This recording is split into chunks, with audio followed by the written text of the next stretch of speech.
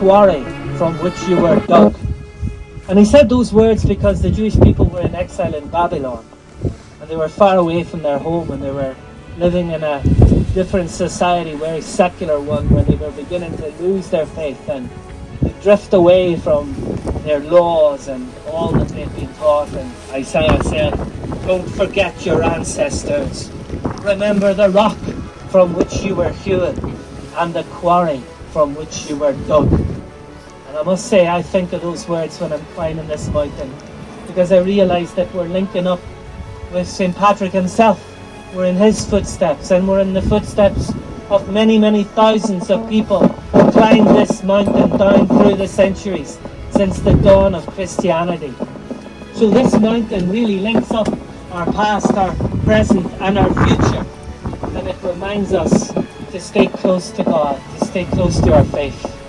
And we're living in a world today which offers us many, many choices. A world where maybe there's far too many choices. And in many ways, even choice itself is held up as a bit of a god, that you can do whatever you want. Nobody can tell you what's right or what is wrong. Nobody can tell you what's good or what is evil.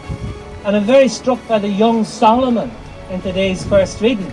God said to him, I'll give you anything you want. Imagine God said that to us. I'll give you anything you ask for. Solomon didn't ask for riches or power. He didn't ask for status. He asked for wisdom to be able to discern the truth between what is good and what is evil. And it's very interesting, you know, that St. Patrick, when he was in these parts, he thought back to when he was trafficked as a young man, as a slave brought to Ireland. He said, we didn't know God.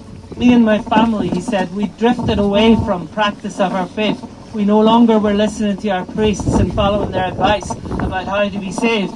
And he said, we'd forgotten the wisdom to know between God and evil. You can read that for yourselves in St. Patrick's writings. So it's interesting that the young Patrick and the young Solomon prayed for the same thing. The wisdom to be able to know the difference between right and wrong, the difference between good and evil. And sometimes I think at the moment in our country we're being offered choices that are really kind of strange. They're certainly not common sense. Choices that take away the unity between body and soul. Choices that take away a lot of the fundamentals of what we believe in. And we're told it'll be good for us, but we know it's not. We know there's so much damage to mental health, to physical health, to spiritual health in our country. So I pray today, as St. Patrick did, for that wisdom for our country and for each one of us personally to know the difference between right and wrong, the difference between good and evil.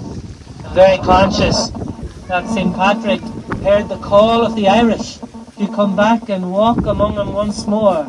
And here on this holy mountain today, close to the Western Sea, I call on St. Patrick once more. Come back and walk among us. Teach us what is good for us.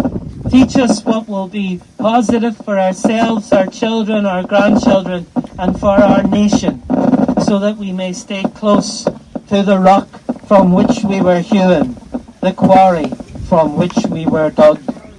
Amen.